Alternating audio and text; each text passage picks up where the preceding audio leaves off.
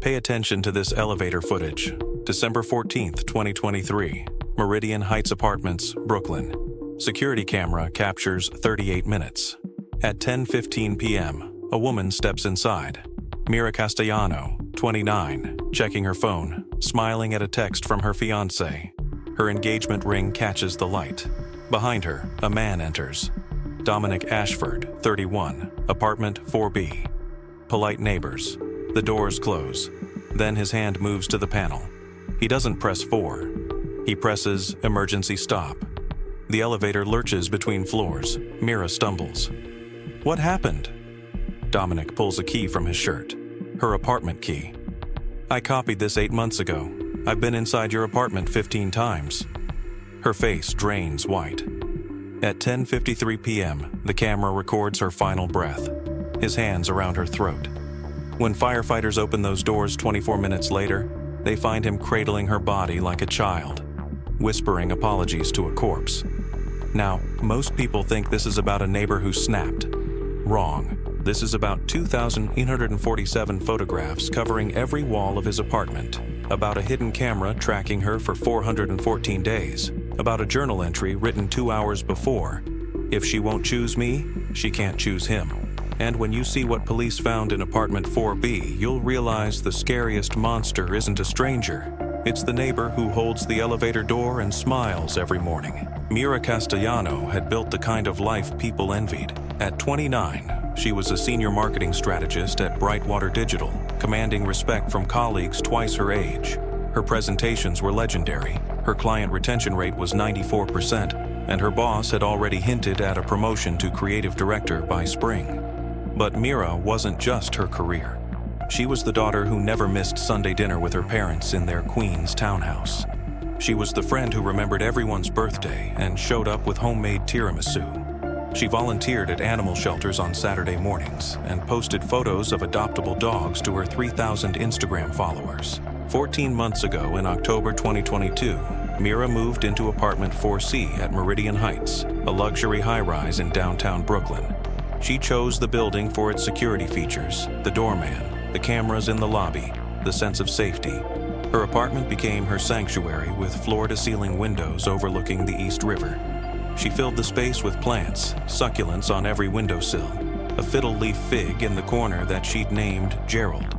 Travel photos covered one wall, memories of Barcelona, Kyoto, Reykjavik. Wedding magazines had recently appeared on her coffee table, pages dog-eared, notes scribbled in margins about flower arrangements. 10 months ago, Mira met Liam Park at an industry conference. He worked in data analytics, approached problems with logic while she approached them with creativity. They balanced each other perfectly. Their first date lasted 6 hours. By month 3, Liam had a drawer at Mira's place. By month 6, they were looking at weekend houses upstate. 3 weeks ago, Liam proposed at the Brooklyn Botanic Garden. Mira said yes before he finished asking.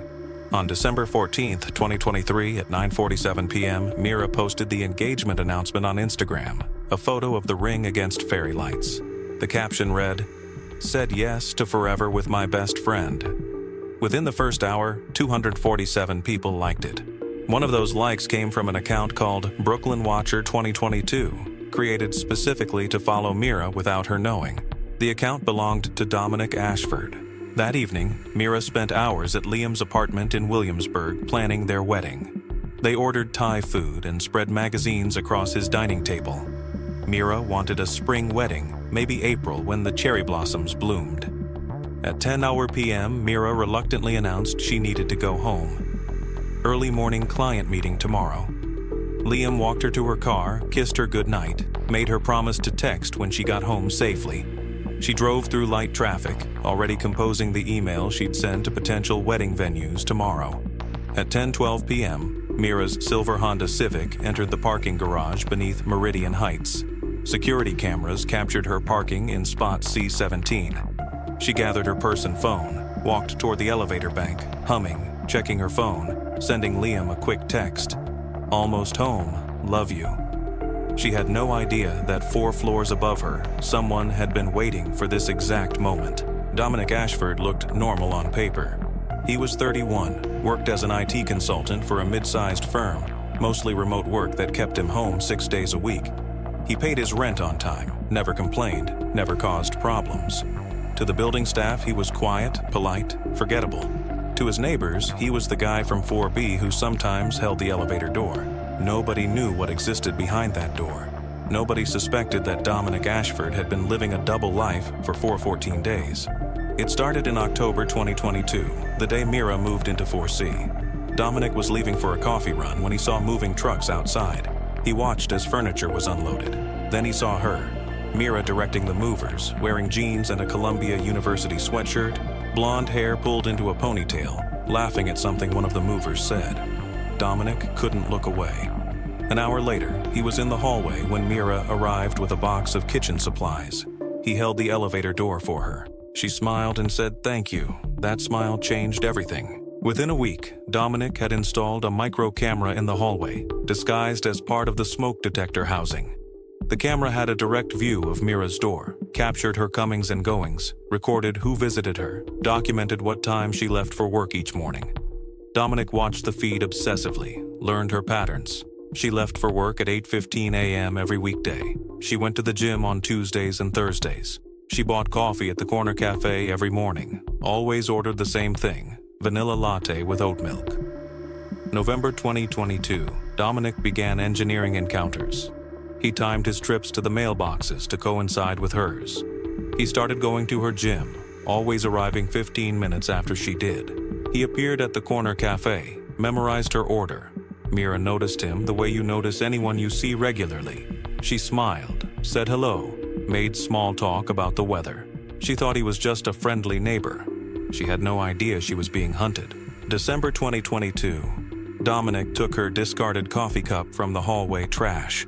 He kept it in his apartment, her lipstick print on the rim. In his mind, this was a treasure, a piece of her he could possess. January 2023 marked a darker escalation. Dominic befriended Carlos, one of the building's maintenance workers. He bought Carlos drinks, gained his trust. One afternoon, Dominic mentioned that his friend had locked herself out of 4C. Could Carlos maybe help him make a quick copy of the key? Carlos hesitated, but Dominic offered him $200. The key was copied. Dominic wore it on a chain around his neck, hidden under his shirt, a secret talisman. Between February and August 2023, Dominic entered Mira's apartment 15 times while she was out.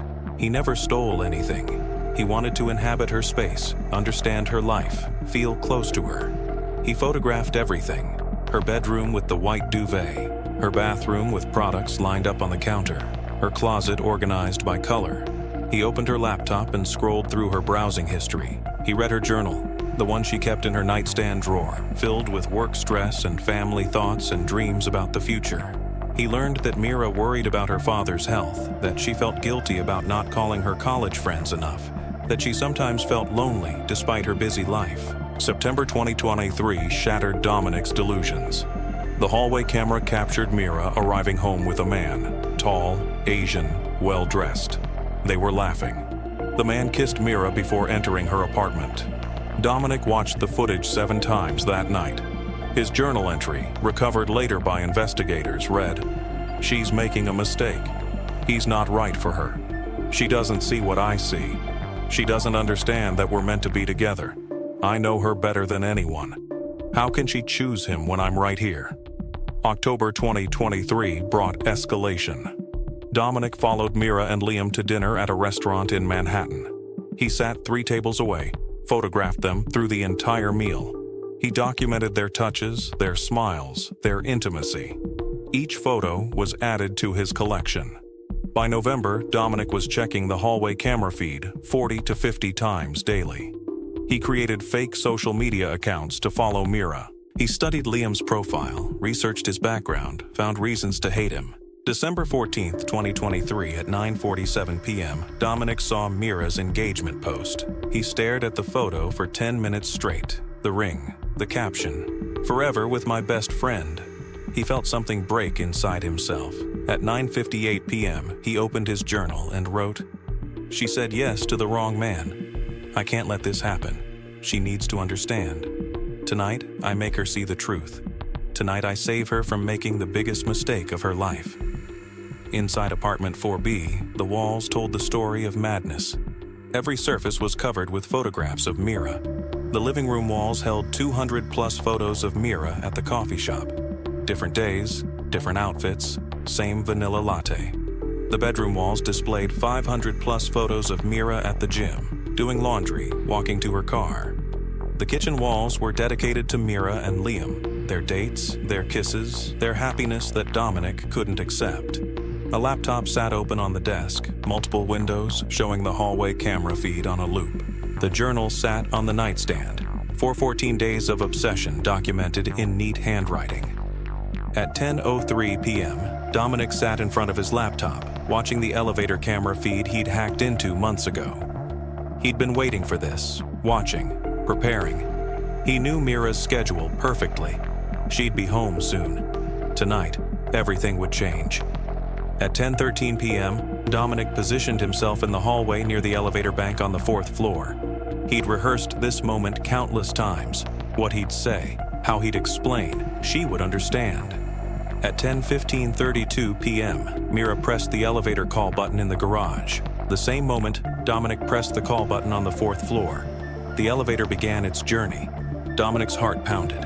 His hand touched the key around his neck, her key, his connection to her. At 10:47 p.m., the elevator doors opened in the garage. Mira stepped inside, humming, checking her phone.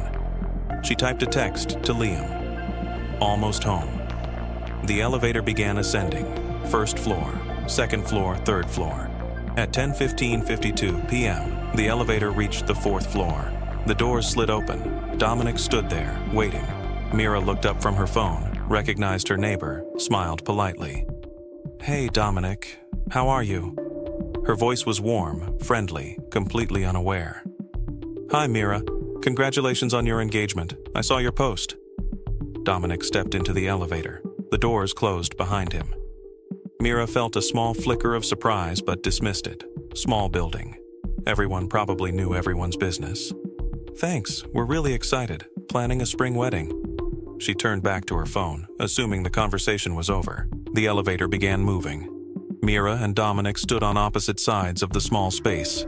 The security camera in the upper corner captured everything. At 10:03 p.m., Mira noticed the button for floor 4 was already lit. She didn't press anything else. Then Dominic's hand moved to the control panel. His finger trembled slightly. At 10:08 p.m., he pressed the emergency stop button. The elevator lurched violently, stopped between floors 3 and 4. Mira stumbled, caught herself against the wall. What happened? She looked at Dominic, confused, not yet afraid. "We need to talk, Mira." The tone of his voice sent ice through her veins. It wasn't the polite neighbor voice. It was something else, something wrong. "Dominic, what did you do?" Mira's smile faded completely. Emergency lighting kicked in, casting harsh shadows. He turned to face her fully, and Mira saw something in his eyes that made her blood freeze. "You can't marry him, Mira. You don't even know me yet." Mira's back pressed against the elevator wall. "Dominic, this isn't funny. Restart the elevator."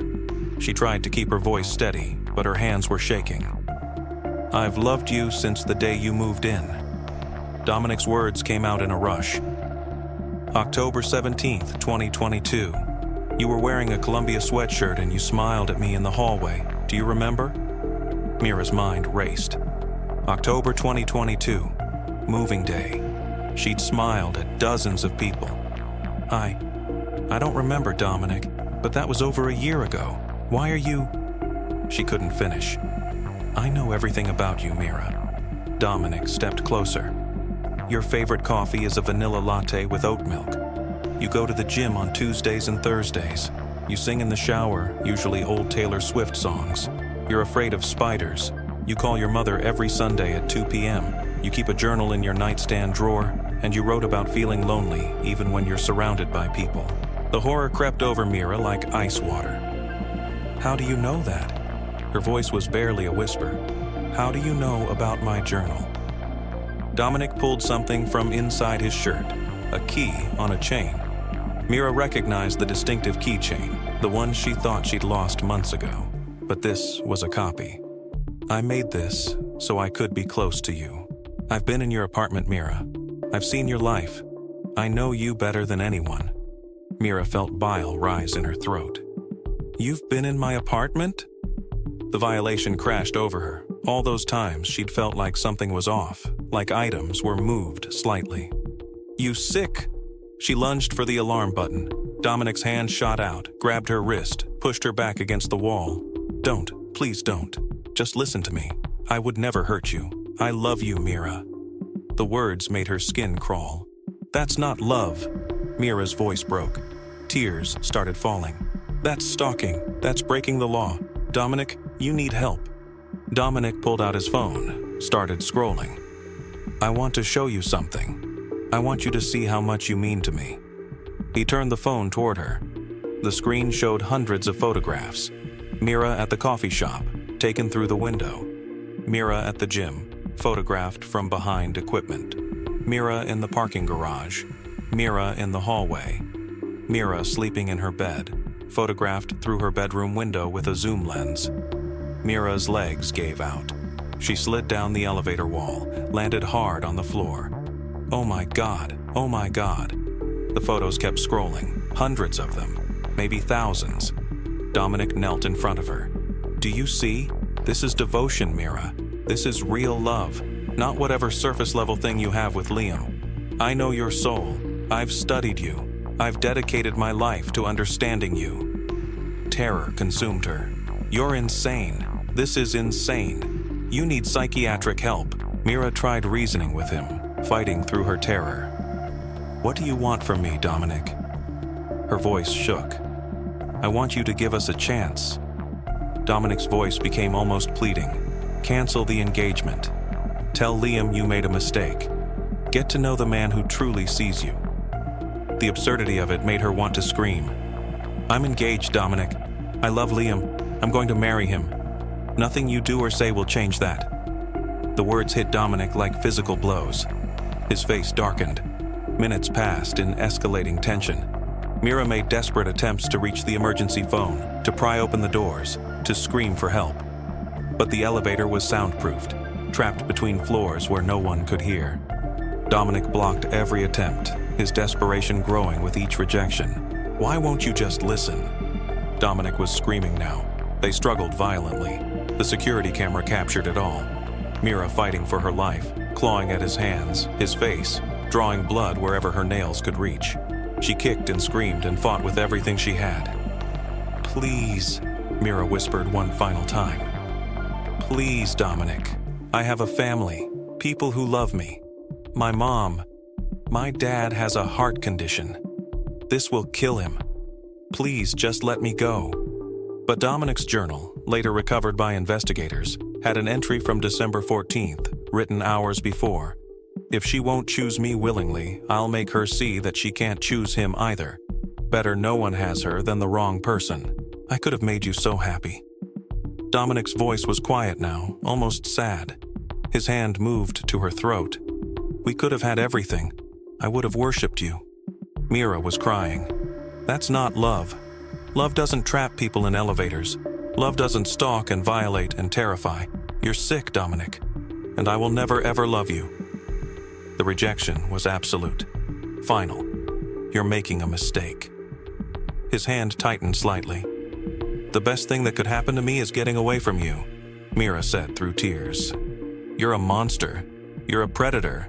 And when I get out of here, I'm going to make sure you never hurt anyone else." Dominic's hand tightened around her throat. Mira made one final desperate attempt, drove her knee upward, connected. Dominic doubled over in pain, his grip loosening. Mira shoved him away, scrambled toward the control panel. Her fingers found the alarm button. She pressed it, held it. Nothing happened. Dominic had disabled it hours ago.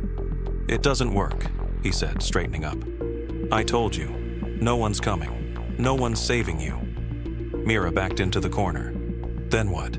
You keep me here forever?" Her voice was defiant despite her terror. "Eventually someone will notice. They'll come." Dominic moved toward her. "I know, but you'll understand before then." She screamed at him. "I understand that you've ruined your life. They're going to put you in prison for this." His voice was eerily calm. I don't care. If I can't have you, he can't either. Mira saw the shift in his expression and knew with absolute certainty that she was going to die. She thought of Liam, probably already worried. She thought of her parents, Sunday dinners she'd never attend, the wedding that would never happen. "Please," she whispered, one last time. Dominic lunged. Mira fought, scratched his face, his arms, drew blood. She kicked and screamed with everything she had. But Dominic was bigger, stronger, consumed by 414 days of obsession turned to rage. His hands found her throat. This time, they squeezed. The security camera captured the struggle, Mira's desperate attempts to breathe, her hands clawing at his wrists. The defensive wounds that would later tell investigators she fought until the very end. At 10:53 p.m., Mira Castellano stopped moving. Dominic released her. She crumpled to the elevator floor, her engagement ring still catching the emergency lighting. Dominic backed against the opposite wall, staring at what he'd done. "I'm sorry," he whispered to her body. "I'm so sorry. You just wouldn't listen. I loved you so much." He slid down the wall, pulled Mira's body toward him, cradled her, rocked back and forth. "We could have been so happy. We could have had everything." At 10:54 p.m., the building's automated security system registered an alert. Elevator 2 had been stopped for 38 minutes. Jorge Rodriguez, working night maintenance, checked the security monitor. He saw 2 people in the elevator, one sitting against the wall, the other lying on the floor. He called up using the intercom. No answer. At 10:56 p.m., he dialed 911. "We have people trapped in an elevator. One of them looks unconscious." First responders arrived at 11:02 p.m. Detective Sarah Mendoza took charge, reviewed the lobby footage first, saw Mira entering alone, then Dominic, watched the doors close. "Pull up the elevator interior camera," she ordered. What she saw made her blood run cold. The emergency stop, the conversation that became violence, the 38 minutes of horror captured in high definition. "We need to open that elevator now. This is a crime scene." Firefighters began the manual override procedure. At 11:17 p.m., they forced the doors open, looked down into the gap. 2 people, one sitting in the corner, one lying motionless. They lowered a ladder. EMT Christina Vega descended first, reached Mira, checked for a pulse. Nothing. She began CPR, knowing it was likely futile. They worked on Mira for 8 minutes, tried everything. At 11:31 p.m., they called it. Later, the medical examiner would determine actual time of death was approximately 10:53 p.m. Dominic was brought up at 11:25 p.m., compliant, almost catatonic. "She fainted," he told officers. "She has claustrophobia. The elevator stopped and she panicked and fainted. I tried to help her." Detective Mendoza looked at the scratches covering his face and arms. "Those injuries from trying to help her?" Her voice was ice. "She was scared. She was thrashing around. I was trying to calm her down." Mendoza turned to her partner. "Read him his rights, then take him downtown." While Dominic was being processed, Mendoza watched the entire 38-minute security footage, watched him press the emergency stop, watched the conversation, the struggle, the final horrible moments. "Get me a warrant for his apartment, now." At 12:30 a.m. on December 15th, detectives executed the warrant on apartment 4B. What they found would haunt them for years. The door opened to walls completely covered in photographs. Detective Mendoza had been with NYPD for 15 years, but this stopped her cold. Jesus Christ. The living room held over 200 photographs of Mira at the coffee shop spanning 14 months. Post-it notes attached to some. "Looked tired today. Smiled at barista. New necklace." The bedroom displayed approximately 500 photographs. Mira at the gym, doing laundry, walking to her car, sitting on the rooftop reading. Some taken from across the street with telephoto lenses. The kitchen walls showed Mira with Liam. Their restaurant dates photographed from nearby tables, walking hand in hand through parks. Red X marks drawn over Liam's face in several photos. A laptop still running showed the hallway camera feed on loop. Detective Kim examined it. This feed has been running continuously for 414 days. Over 10,000 hours archived, all focused on Mira's door. He clicked through folders.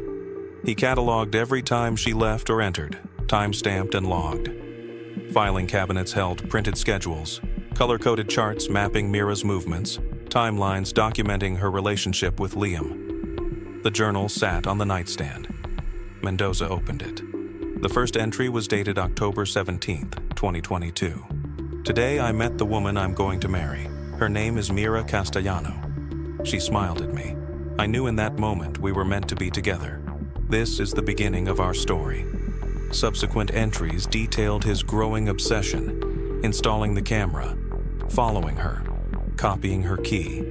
The first time entering her apartment, March 3rd, 2023. Stepped into her sanctuary today. Her bedroom smells like lavender. I stood there for 20 minutes just breathing it in. This is love. Entries became increasingly disturbing as Liam appeared. September 19th, 2023. She brought a man home. Watched them kiss. It felt like a knife. She's making a mistake. I need to be patient. The final entry, December 14th at 9:58 p.m. She announced her engagement. I can't let this happen. Tonight I make her understand.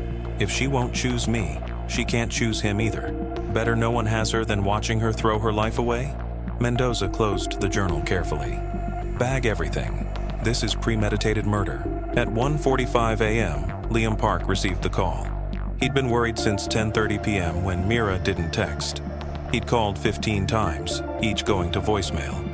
When his phone rang, he grabbed it desperately. Instead of Mira, Detective Mendoza's voice. Mr. Park, I need to inform you that Mira Castellano was found deceased tonight. I'm very sorry. Liam's first question through tears. Was it Dominic, the guy from 4B? Mira mentioned he made her uncomfortable. Oh God, it was him, wasn't it? This became crucial evidence. Mira had noticed something wrong, told Liam about Dominic appearing too frequently, making too much eye contact. She'd considered reporting it, but didn't want to cause trouble. He's probably just lonely, she'd told Liam 3 weeks before. Those words would haunt him forever. At 2 a.m., Mira's parents were contacted. Richard Castellano collapsed when officers delivered the news. Angela screamed, a sound neighbors described as inhuman, the sound of a mother's heart breaking. Their only daughter, gone. Murdered in an elevator in a building they'd helped her move into because it was supposed to be safe. The investigation moved quickly. The elevator footage was irrefutable. Medical examiner confirmed asphyxiation due to manual strangulation. Time of death, 10:53 p.m. Mira's fingernails contained Dominic's DNA, defensive wounds consistent with fighting for her life. Digital forensics revealed his planning. Browser history showed searches for how to hack elevator security, elevator emergency stop override, how to disable emergency alarms, all in the week before. His calendar entry for December 14th at 10 p.m. Talk to Mira, make her understand. Dominic's second interrogation came after confrontation with evidence. When Mendoza played the elevator footage showing the entire 38 minutes, his story crumbled.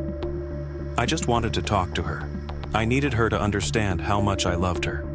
When shown the photos from his apartment, he broke down. I did love her. I dedicated my life to her. Everything. But Dominic never showed genuine remorse, only self-pity. She wouldn't listen. She kept choosing him. What was I supposed to do? Just watch her marry someone else?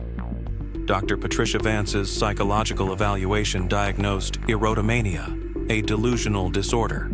Her report stated the subject exhibited classic obsessive love disorder, escalating possessiveness, inability to accept rejection. However, he was competent to stand trial and understood the wrongfulness of his actions. The trial began June 2024. District Attorney James Cardwell prosecuted. Dominic's defense attempted diminished capacity due to mental illness, but premeditation was undeniable.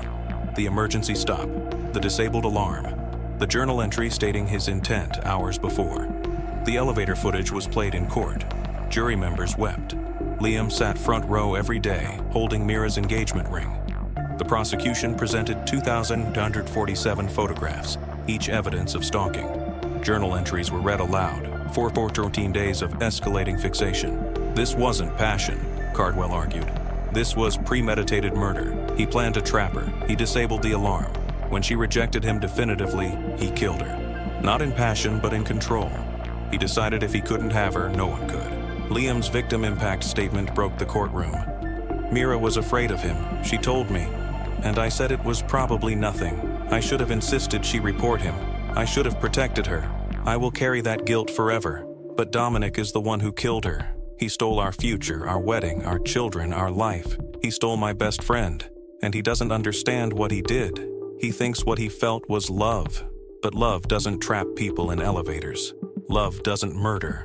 What Dominic felt was ownership. And when Mira wouldn't be possessed, he destroyed her. Angela Castellano couldn't speak through tears. My daughter was kind. She trusted people. She smiled at strangers. And one of those neighbors killed her for it. Dominic took my baby girl. I hope he never knows peace. The jury deliberated 4 hours. Verdict: guilty of first-degree murder, kidnapping, felony stalking. At sentencing, the judge addressed Dominic directly. You have shown no genuine remorse. You violated Ms. Castellano's privacy, safety, and ultimately, her life. Your actions were calculated, premeditated, and brutal. Life in prison without possibility of parole. Dominic's only statement: she would have loved me eventually if she'd just given me a chance. As of 2025, Dominic serves his sentence at Rikers Island. Prison records show multiple appeals, all denied. He keeps Mira's engagement photo in his cell, talks to it sometimes. He's refused psychiatric treatment. He writes undelivered letters to Liam claiming innocence, insisting he loved her. Mira's death sparked national conversations about stalking and building security. 1 in 6 women will be stalked in their lifetime.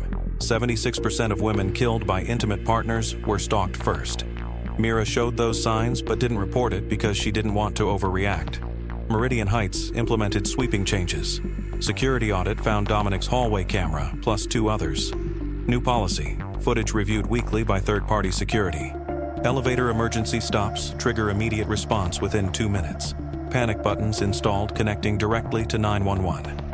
Mira's law was proposed in New York, requiring buildings over 20 units to have monitored security with weekly footage review, criminalizing unauthorized surveillance devices with up to 10 years in prison, providing funding for stalking victim resources. Liam founded Mira's Voice Foundation 6 months after her death. The nonprofit provides security devices to women who feel unsafe, offers relocation funding for stalking victims, lobbies for stronger legislation. I couldn't save Mira, but maybe I can save someone else. The foundation has distributed over 2,000 security devices, helped 157 victims relocate, successfully lobbied for enhanced stalking laws in 3 states. Every December 14th, they hold a vigil and 5K run. Last year, over 1,000 people attended, raising $150,000. Mira's friends created a memorial scholarship at Columbia University for women studying marketing. The first recipient was awarded fall 2024. Mira Castellano was more than a victim. She was a daughter who called her mother every Sunday without fail, a friend who remembered birthdays, a professional who mentored colleagues, a fiancé planning a future filled with love. She was 29 years old and deserved to live. Her last Instagram post remains public, comments transformed into a memorial. Liam never changed his relationship status, still reads, engaged to Mira Castellano. He wears her ring on a chain, says he'll wear it until he dies. Apartment 4C remained empty for 8 months. New tenants don't know what happened there, but old residents know. They think of Mira when they pass that door. Imagine her humming as she unlocked it. Picture the wedding that never happened, the life stolen in an elevator. The surveillance footage still exists in evidence storage. 38 minutes that changed everything. A polite smile that triggered 414 days of obsession. An emergency stop that became a death sentence. Detective Mendoza thinks about Mira every time she steps into an elevator. She fought so hard. She didn't give up. That's what I want people to remember. Not how she died, but how fiercely she fought to live. Mira's parents visit her grave every Sunday at 2 p.m., the time she used to call. They bring flowers, tell her about their week, maintain the conversation they had across phone lines.